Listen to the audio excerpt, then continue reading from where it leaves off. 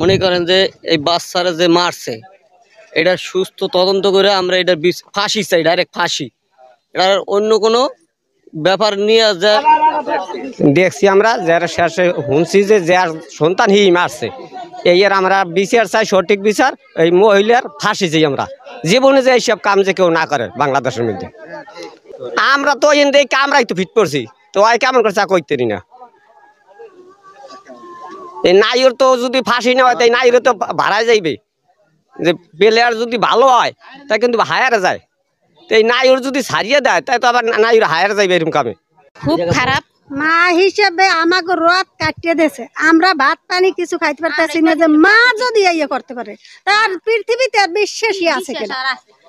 বিশ্বাস আর পৃথিবীতে হলে থাকে না যদি মা ইয়ে করতে পারে, বুঝছেন। মার চাইয়ে তো আর কিচ্ছু পৃথিবীতে বড় নাই। পৃথিবীতে উপরে আছে আল্লাহ, নিচে আছে মা। মাই যদি এমন কাজ করে তাহলে আর বিশ্বাসঘাতকতা আর কিছু নাই। গতকালকে বিজ্ঞ আদালতে আমাদের সেন্টুর 164 হয়েছে, স্বীকারোক্তিমূলক জবানবন্দি যেটাকে বলে। বিজ্ঞ আদালতে সেন্টু নিজের দায় স্বীকার করে ঘটনা। পৃথিবীতে বিশ্বাস করার মতো কোনো মানুষ যদি থেকে থাকে, আপন যদি কেউ থেকে থাকে, আপন জন যদি কেউ থেকে থাকে, সে হচ্ছে সর্বপ্রথম মা, আর দ্বিতীয় হচ্ছে বাবা। কারণ বাবা একটু দূরত্ব থাকে, বাবার ভালোবাসা এবং মায়ের ভালোবাসা একটু দূরত্ব আছে। হয়তো অনেকের কাছে আমার এই কথাটা খারাপ লাগতে পারে। আসসালামু আলাইকুম বন্ধুরা, সবাই কেমন আছেন? আশা করি অনেক অনেক ভালো আছেন। সুপ্রিয় দর্শক শ্রোতা, শুরু থেকে কয়েকটি ভিডিও ক্লিপের অংশ দেখেছেন, সম্পূর্ণ ভিডিও আপনারা আজকে দেখবেন এবং অনুরোধ করব সম্পূর্ণ ভিডিও আপনারা দেখলে বুঝতে পারবেন যে কি ঘটনা ঘটেছিল। শিশু মরিয়ম, তার কি অপরাধ ছিল? সে কি জানতো তার মার হাতের থেকে সে রেহাই পাবে না? সে কখনোই বুঝতে পারে নাই যে তার মা তাকে মেরে ফেলবে।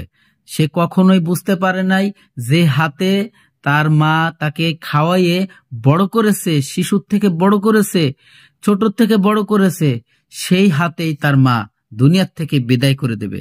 আসলে খুবই দুঃখজনক এবং মর্মান্তিক ঘটনা। আপনারা সম্পূর্ণ ভিডিওটি দেখবেন। আর এই ভিডিওটি খুবই শিক্ষামূলক একটি ভিডিও, কারণ প্রত্যেকটি ফ্যামিলিতে এ ধরনের ঘটনার থেকে দূরত্ব যাতে বজায় রাখবেন, যাতে দূরত্ব রাখবেন। প্রিয় দর্শক, মা তার সন্তানকে কিভাবে দুনিয়া থেকে বিদায় করে দিয়েছে। কিছুদিন আগে আমরা বগুড়াতে একটা ঘটনা দেখেছি এবং শুনেছি যে ছেলের হাতে মায়ের মৃত্যু। আসলে ওই ছেলেটিকে কিন্তু মা মারে নাই, মাকে মারে নাই, অথচ মানুষ গুজব ছড়িয়েছিল। মানুষ আসলে আমাদের বাংলাদেশের কিছু সংখ্যক লোক আছে, তাৎক্ষণিক বুদ্ধি এবং পরামর্শ দিয়ে তখনই সেই সত্যটাকে মিথ্যা বানায়, মিথ্যাটাকে সত্য বানায়। প্রিয় দর্শক, এই যে ঘটনাটি, মা তার দুনিয়া থেকে যে বিদায় করে দিল শিশু বাচ্চাটাকে, সে কখনোই জানতো না শুধুমাত্র কিসের জন্য দুনিয়ার থেকে তাকে সরিয়ে দিয়েছে জানেন? সে পরকিয়া করত। এই পরকিয়া তার শিশু বাচ্চা দেখে ফেলাইছে। যখন দেখে ফেলায়, সে আসলে একবারে শিশু না, সে 11 বছরের মেয়ে। সেই 11 বছরের মেয়ে যখন দেখছে সে পরকিয়া করত অন্য বেড়ার সাথে, সেই ঘটনাটি দেখার পরে তার মা ওই দিনকে তার শত্রু হয়ে গেছে, যে হয়তো তার বাবাকে বলে দেবে, হয়তো গ্রামবাসীদেরকে বলে দেবে, আমার কি হবে। নিজে বাঁচার জন্য তার নিজের সন্তানকে দুনিয়ার থেকে বিদায় করে দিল। আসলে মানুষ অন্যায় করলে, অপরাধ করলে কখনোই সে পার পায় না, সে এক সময় না এক সময় ধরা পড়ে। প্রিয় দর্শক, আর এ তো নিজের সন্তান, নিজে গর্ভ ধারণ করেছিল সেই সন্তান। তা আমি বেশি কথা বাড়াবো না, আপনাদের মূল্যবান সময় নষ্ট করব না। চলুন সেই গুরুত্বপূর্ণ ভিডিওটি দেখে আসি। অনুরোধ করব সম্পূর্ণ ভিডিও আপনারা কন্টিনিউ করবেন, কারণ দেখেন কিভাবে দুনিয়ার থেকে বিদায় করে দিছে তার মেয়েকে।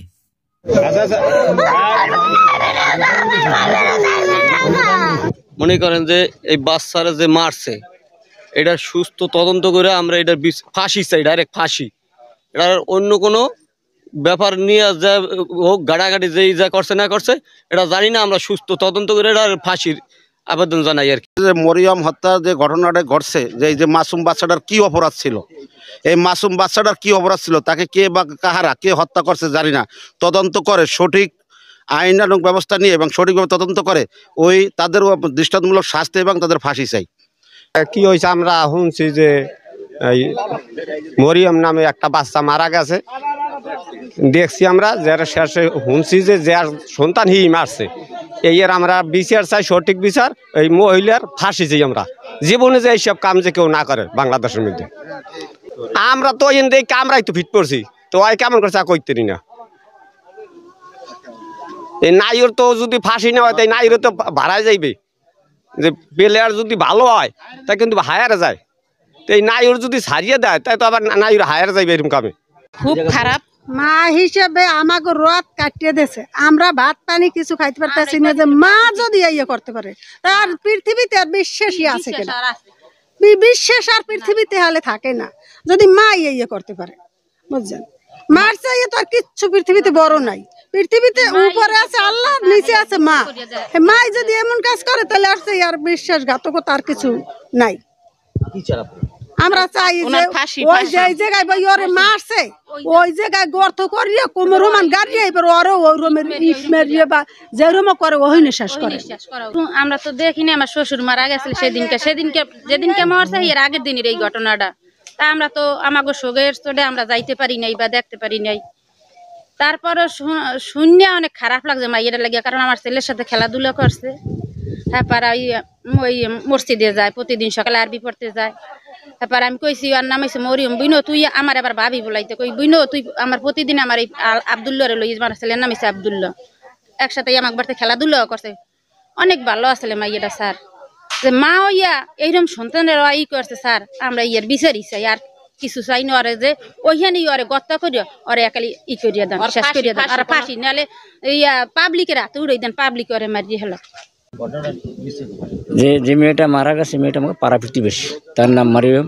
এবং আমরা সন্ধ্যার অনুমান 7টাটা জানতে পারলাম যে শান্তার মার মেয়ে মারিয়ে ফেলেছে। তখন আমরা ঘটনাস্থলে যাই, দিকে স্ত্রীকে মারা রক্তাক্ত অবস্থায়, মা খুব কান্নাকাটি করে। তারপর থানা থেকে লোক আসার পরে লাশ নিয়ে গেল, বা নিয়ে যাওয়ার পরে আমরা শুনতে পাইলাম যে তার মা নাকি সন্তান মারিয়ে ফেলেছে। সঠিক যদি তার মা মারিয়ে ফেলায় এবং সে যদি সঠিক আসামি হয় এবং দূষিত হয়, তা আমরা সঠিক বিচার চাই এবং তার ফাঁসি চাই, এটি আমার কামনা। বাচ্চা অসুস্থ হইলে মনে করেন 10 টাকা করে ভিক্ষে চাইয়া বাচ্চা বাঁচায়, আর কি মানে মা এইভাবে করছে। মার নামে কলঙ্ক, যে মা এই পারে স্যার এত মা না আস্তা এই সূক্ষ্ম বিচার করবেন আপনারা স্যার। আর সাজা যাওয়া আর বিচারে যাওয়া আইনে যাওয়া, কিভাবে মায় খারাইয়া কিভাবে মায় খারাইয়া এরকম করে বাচ্চাটা এরকম হত্যা করলে। সবাই আমরা গ্রামবাসী ফাঁসি চাই। ওই আমার বাচ্চা হয় মারছে, আমি কান্দি আমার ছেলে কোলে লইয়া। আমার ছেলেও তো তোমার লই তুমি ঢাকা গেছি, পটুয়াখালী গেছি, বরিশাল গেছি, তুমি কত অসুস্থ, তোমার তো আমি কোন হালাই সারা যাইবে না, ওরা ছাড়লে মাইট দেশ থইবে না। বাবা আমরা কোনো ঘটনা দেখি নাই, ঘটনা দেখি নাই। পরে মাইয়ের মাঝে লাশ বিছড়ে জানছে, সেই আমরা ঘরে কোনে নামিয়ে দেখি লাশ আনে নাই। উনি বাড়ি বেয়ে কয় আমার মাইয়া ওহিনে হি যে গেছে হি বিছড়ে জানছে। আপনি করে আমরা অনুরোধ চাই বাবা, আমরা ফাঁসির বিচার চাই। আমার ছেলে মেয়ে নাতি পুতি আছে, ওই আমাকে তো শেষ করে দেওয়া লাগবে স্যার। হ্যাঁ, ধন্যবাদ। আপনারা জানেন যে গত পরশু যে এখানে আপনার যে হত্যাকাণ্ডের একটি ঘটনা ঘটে, খবর পেয়ে আমাদের থানা পুলিশ দ্রুত ঘটনাস্থলে আসে, এসে আপনার ভিকটিম অর্থাৎ লাশ এখানে উদ্ধার করে। মরিয়ম বেগম নামে একটি শিশু, যার বয়স 8 বছর, সেই শিশুকে নির্মমভাবে হত্যা করে। সেই নির্মমভাবে হত্যাকাণ্ডের পিছনে রহস্য উদ্ঘাটন করতে পুলিশ তৎপর হয়, মাঠে নামে। পুলিশ এর পেছনে কারা এই ঘটনার সহিত জড়িত সেই রহস্য উদ্ঘাটন করার জন্যে সর্বাত্মকভাবে চেষ্টা করে। এবং খবর পেয়ে আমাদের জেলা থেকে জেলার ঊর্ধ্বতন যে সকল পুলিশ কর্মকর্তা আছে, আমার এডিশনাল এসপি ক্রাইম, পাশাপাশি আমার সার্কেল এডিশনাল এসপি সহ অন্যান্য যে অফিসার আছে, তারা দ্রুত ঘটনাস্থলে আসে। ঘটনাস্থলে এসে ঘটনার স্থল কর্ডন করে আপনার আলামত সংগ্রহ করে এবং আমাদের যে সকল তদন্ত কার্য পরিচালনার জন্য যত ধরনের প্রসিডিউর আছে সব ধরনের প্রসিডিউর আমরা অবলম্বন করি।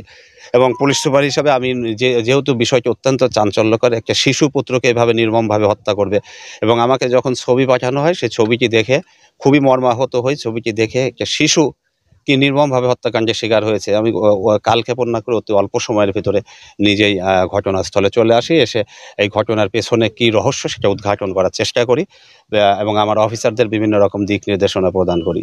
তো প্রথম থেকেই আমাদের কাছে যে যারা এই ঘটনা চাক্ষুষ সাক্ষী, সেই মুহূর্তের জন্য যারা দেখেছে বলছে, যারা এই ঘটনার সময় সরেজমিনে উপস্থিত ছিল, তাদের প্রত্যেকের গতিবিধি লক্ষ্য করি, তাদের কথাবার্তা, তাদের কথাবার্তা এবং চলাফেরার ভিতরে অসঙ্গতি আমি যে খুঁজে পাই, সেই সকল অসঙ্গতিকে টার্গেট করেই কিন্তু পিছনে হাঁটা শুরু করি। যে এই ধরনের অসঙ্গতি কখনোই নিজের মায়ের কাছ থেকে এই ধরনের কথাবার্তা এবং তার কথার যে অসঙ্গতি, ঘোরাফেরা, তার আবেগের অসঙ্গতি, সব কিছুই কিন্তু আমাদের দেখতে হয়। পুলিশ হিসাবে আমাদের সেইগুলো বিভিন্ন বিষয় কিন্তু আমরা বিবেচনায় নেই। যেমন কয়েকটি অসঙ্গতির কথা আপনাদেরকে বলতে পারি। আপনাদের আমি তদন্তের প্রতিটা বিষয় না বললেও কয়েকটি মোটা দাগে অসঙ্গতির কথা বলি। যেমন শিশুটি তার পাশের বাসা, তার চাচার বাসা, তারা আপন চাচাই বলা যায়, কারণ বাবা এক মা দুই, তারা আপন চাচার বাসায় বসে আর একটা মরিয়ম নামে শিশু, সেই একই বয়সে তার সাথে খেলাধুলায় লিপ্ত ছিল। দুলালের বাড়িতে যখন খেলাধুলা করতে থাকে, তখন তার খেলাধুলা শেষ হলে আলালের বাড়িতে, আলাল মানে আরেক চাচা, সেই আলালের বাড়িতে খেলাধুলা করে মরিয়ম নামক আলালের নাতির সাথে। সেখানে খেলাধুলা করে সে এক পর্যায়ে বলে সন্ধ্যা হয়ে গেছে, আমি বাড়িতে যাব। যেহেতু বাচ্চাটা ছোট বাচ্চা, তো বাড়িতে যাব। তখন আলাল বলে যে এখানে তুমি টিউবওয়েল পাড়ে দাঁড়াও, এখান থেকে কোনো লোকজন যদি যাওয়া ধরে তাদের সাথে যেও, পাশেই তাদের বাসা। তার ফুপুর বাসায় ফুপুরা ছিল না, ফুপুর বাসা তার বাবা মা এবং এই যে আমাদের ভিকটিম মরিয়ম, শিশু মরিয়ম, সে থাকতো তার ফুপুর বাসায়, পাশেই বাসায়। তো এই পর্যায়ে কিছুক্ষণ পরে আর মরিয়মকে পাওয়া যায় না, এই ধরনের মেসেজ ছিল। তো দেখেন, একটা গ্রামে মরিয়মকে পাওয়া যাচ্ছে না, জাস্ট মাগরিবের আজান মাত্র পড়েছে। সেই আজানের সময় একটা গ্রামের বা আমাদের শহরের বাচ্চাকেও তো না পাওয়া গেলে কিছু এই ফ্ল্যাট বাড়িতেও এই বাসা ও বাসা খোঁজে, কিছুক্ষণ এদিকে সেদিকে খোঁজে। আর গ্রামের বাড়িতে তো আপনার আরও অস্থির হওয়ার সময়টা দীর্ঘ সময় লাগার কথা, যে বাচ্চাকে পাওয়া যাচ্ছে না, এই বাড়িতে খুঁজবে। কিন্তু সাথে সাথেই দেখা যায় যে তারা এই পুকুরে ঝাঁপায় পড়ে, পুকুরের মনে হয় ডুবে গেছে। তার মা, এই যে রিনা বেগম বলছে যে আমি মেয়েকে না পেয়ে আমি এই পুকুরে গলা পানিতে নেমে আমি খোঁজাখুঁজি করছি। পরবর্তীতে আমরা জানি যে মেয়ে সাঁতার জানে। তাহলে মেয়ে যেহেতু সাঁতার জানে, আর গ্রামের মেয়েরা ছোট ছোট বাচ্চারা খুব চমৎকার সাঁতার দিতে পারে, সাঁতার জানা মেয়ে, মা নিশ্চয় জানে মেয়ে সাঁতার জানে, সে কেন পুকুরে আগেই লাফায় পড়ে আপনার খোঁজাখুঁজি করবে। তারপরে আপনার অতি অল্প সময়, মাগরিবের আজান মাত্র পড়েছে, খুঁজে পাচ্ছি না বলেই এলাকায় মাইকিং করা। এটা অতীতে কখনো যেহেতু এই গ্রামে ঘটে নাই। আমি খোঁজখবর নিয়েছি যে কারোর বাচ্চা যদি কিছু সময়ের জন্য না পাওয়া যায়, আপনারা কি সাথে সাথে মাইকিং করেন কিনা? কেউই মাইকিং করে নাই। তাহলে তারা এই কয়েক মিনিটের জন্য মেয়েকে পাচ্ছে না, মাইকিং করা শুরু করে দিল। মসজিদ থেকে মাইকিং করা শুরু করছে, মরিয়মকে পাওয়া যাচ্ছে না। তো এইগুলো ঘটনা মানে অন্য খাতে নেওয়ার জন্য এবং বিশ্বাস অর্জন করানোর জন্যে মরিয়মের মা রিনা বেগম এই সকল নাটক, এবং যে সাথে আপনার সহযোগিতা না, দুইজনই মূল পরিকল্পনাকারী, আপনার সেন্টু, তার কিন্তু চাচা সেন্টু, এবং আপনার ওই একই মানে বাবা এক দাদাদের আর কি, বাবা এক মা দুই, আপন চাচাই বলা যায়। তো চাচা এবং তার মা, অর্থাৎ তারা ভাবি দেবর, বুঝতে পারছেন? তারা হলো দেবর ভাবি, এই ষড়যন্ত্র করে। পার্শ্ববর্তী কার বাড়ির সাথে নাকি বেশ কয়েকটা মানুষের নাম আসছে আমাদের, তাদের সাথে তাদের দীর্ঘদিনের বিভিন্ন ধরনের জায়গা জমি সংক্রান্ত মামলা মোকদ্দমায় বিভিন্ন ধরনের আপনার রেশারেশি দ্বন্দ্ব আছে এক কথায়। তো তারা দীর্ঘদিন ধরে যেহেতু তাদেরকে কোনোভাবেই কোনো শায়েস্তা করতে পারে নাই, তাদের ভাষ্য আমাদের কাছে ধরা পড়া স্বীকার করার পরে তারা স্বীকার করেছে যে যেহেতু পার্শ্ববর্তী তাদের যে প্রতিবেশী তারাও মনে হয় এরকম সৎ ভাই বা আত্মীয় হয় পারস্পরিক স্বাস্থ্য ভাই, তো তাদের সাথে জায়গা জমিনের দ্বন্দ্ব, বিভিন্ন সময় মামলা মোকদ্দমা, এই মামলা মোকদ্দমা থেকে বাঁচার জন্য তারা নাকি রাস্তা খুঁজে পাচ্ছিল না, তারা নাকি অর্থ সম্পদ তারা টাকা পয়সা দিয়ে ম্যানেজ করে ফেলে, তাদের ভাষ্য এটা। তো সেই জন্য এখন স্থায়ী সমাধান করতে গেলে তখন এই দেবর ভাবি তারা বসে আপনার বেশ কয়েকদিন যাবত তারা ষড়যন্ত্র করছে। লাস্ট বৈঠক করেছে তারা গত বৃহস্পতিবার তারা বৈঠক করে বলছে যে তাদেরকে স্থায়ীভাবে যদি ব্যবস্থা নেওয়া যায় তাহলে নারী নির্যাতনের একটা মামলা দেওয়া যায় কিনা, প্রথমে তারা এই পরামর্শ করেছে। তারপরে তার মায়ের কাছে মনে হয়েছে যে আমার মেয়েরা তো ছোট ছোট, তাদের নারী নির্যাতন, নারী কেলেঙ্কারি, ধর্ষণের চেষ্টা, এই সকল যদি মামলা দিই পরবর্তীতে আপনার কি হবে, বিয়ে শাদী দিতে সমস্যা হবে, এটাও আবার তার মাথায় ঢুকছে।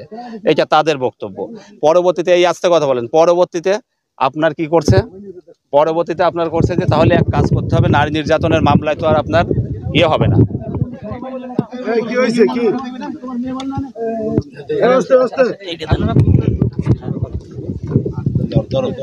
মারামারি করলে পরে করেন, আগে বক্তব্য শেষ হোক। আচ্ছা, পরবর্তীতে তারা চিন্তা করেছে যে তাদের একদম স্থায়ী সমাধান করতে গেলে তাদের ফাঁসি দিতে হবে, আর ফাঁসির ব্যবস্থা করতে হলে পরে কি করতে হবে, মাজার মামলায় তাদেরকে জড়াতে হবে। এবং মাজার মামলা করতে হলে মাজার কাকে করা যায়, তখন বলছে তোমার তো 3টা মেয়ে, একটা মেয়ে খরচা করতে হবে, তাদের ভাষা আর কি, মানে তাদের একটা মেয়ে কি করতে হবে, খরচা করতে হবে, তোমার টাকা পয়সার মতো খরচা করতে হবে।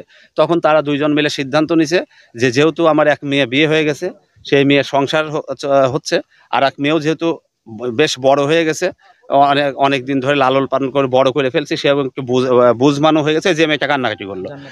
আর এই যেহেতু মরিয়ম একদম ছোট, তাহলে একেই আমরা খরচ করব, এই ধরনের সিদ্ধান্ত তারা নিয়েছে লাস্ট বৃহস্পতিবার। তারপরে গতকালকে যখন গত পরশু যে ঘটনার দিন এখানে আপনার ইয়ে হচ্ছিল, আল্লালের বাড়িতে যখন খেলাধুলা করছিল, তখন রিনা বেগম বলে রাখে সেন্টুকে যে যখনই বের হয় তখন আমাকে খবর দিও। যখন সে টিউবওয়েল পারে বের হয়েছে তখন রিনা বেগমকে খবর দিয়েছে। রিনা বেগম এসে দুইজন মিলে এই যে এই মাঠ ধরে হাঁটতে হাঁটতে ওইখানে গেছে। নিজের মা যখন নিয়ে যায় কোথাও, তো শিশুর কি কখনো ইয়ে থাকে যে আমাকে কোথায় নিয়ে যাচ্ছ না নিয়ে যাচ্ছ। তারপরে বলছে ওই পাশে যেন কার বাড়ি, বিশ্বাস বাড়ি নাকি, বলছে যে বিশ্বাস বাড়ি বেড়াতে যাবো, চলো একটু ঘুরে আসি। এই বলে মেয়েকে কিন্তু অনেক সুন্দর করে সাজানো, আপনারা দেখেছেন, জুতা পরা, পায়ে নুপুর পরা, তারপর ট্রাউজার পরা, সবকিছু সুন্দরভাবে, এবং চাদর ওড়না কত সুন্দরভাবে সাজানো, এবং চুল টুল বেঁধে দিয়েছে, তার মাই কিন্তু সব সাজাই দিয়েছে, ঠিক আছে। দিয়ে তাকে বলছে বিশ্বাস বাড়ি যাবো, চলো এই দিক দিয়ে। তারপর বিশ্বাস বাড়ি যাওয়ার নাম করে ওখানে নিয়ে গেছে। আবার মাঝে মাঝে আবার এটাও আছে যে এও বলছে যে আপনার আমাদের বাড়ি পুলিশ আসছে, বাড়ি গেলে পরে পুলিশ ধরে ফেলবে, একটু আমাদের ওই ভিটা